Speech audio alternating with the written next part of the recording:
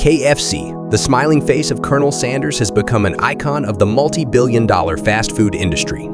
There are few places in the world where the Father Christmas doppelganger wouldn't be recognized for his finger-licking chicken.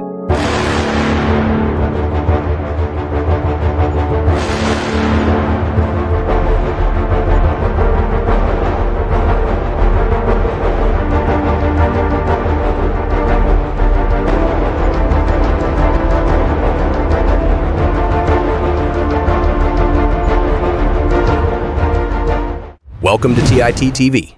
Born in 1890 in Indiana, Sanders learned to cook after his father died when he was just 6, and he turned out to be a natural. Later, he dropped out of school and left home before his teens, then enlisted in but got discharged from the U.S. Army before his 17th birthday. It was the railroads that captured 16-year-old Sanders' interest. If anything in those days had a future for a young man full of ambition, it was the country's railroads. He wrote in his autobiography, he secured himself a job doodling ashes, emptying the ash pans from the engines in Alabama. The railroads were a good career for young Harland. He graduated to fireman, stoking the fire and managing the steam on the route between Sheffield and Jasper, Alabama. But despite this, his temper got the better of him, getting him fired for alleged insubordination. A fight lost him his next job on the Illinois Central Railroad. In fact, holding on to a job was a struggle. For the young colonel, his 20s and 30s were a string of failed jobs and unsuccessful business ventures.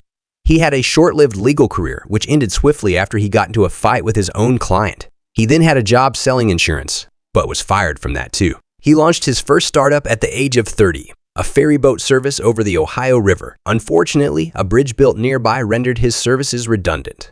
His next venture, an oil lamp business, failed as electricity reached rural America. The string of failures did nothing to deter Sanders' enthusiasm for hard work. He wrote in his autobiography, "I only have 2 rules. Do all you can and do the best you can."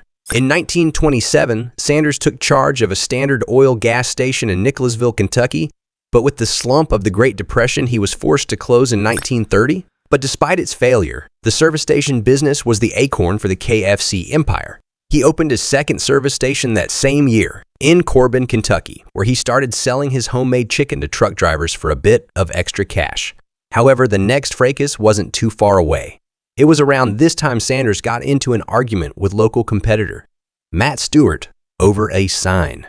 Stewart shot and killed a manager from Sanders' company, then got an 18-year prison sentence for murder. Sanders' Court and Cafe became a success, earning Sanders his colonelship.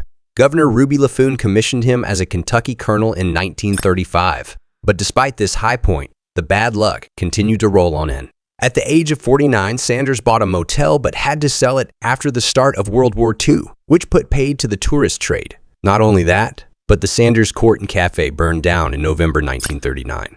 The ever-resilient Sanders used it as an opportunity, rebuilding the restaurant, making it bigger and starting to pressure fry his chicken to speed up the cooking. The technique was to become a key part of his future chicken franchise.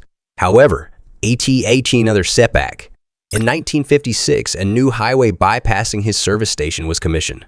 Sanders sold up, and with little more than his $105 a month Social Security check to his name, made one last-ditch attempt at success. He was in his 60s. He'd actually secured his first Kentucky Fried Chicken franchise a few years before in 1952 in Salt Lake City, Utah.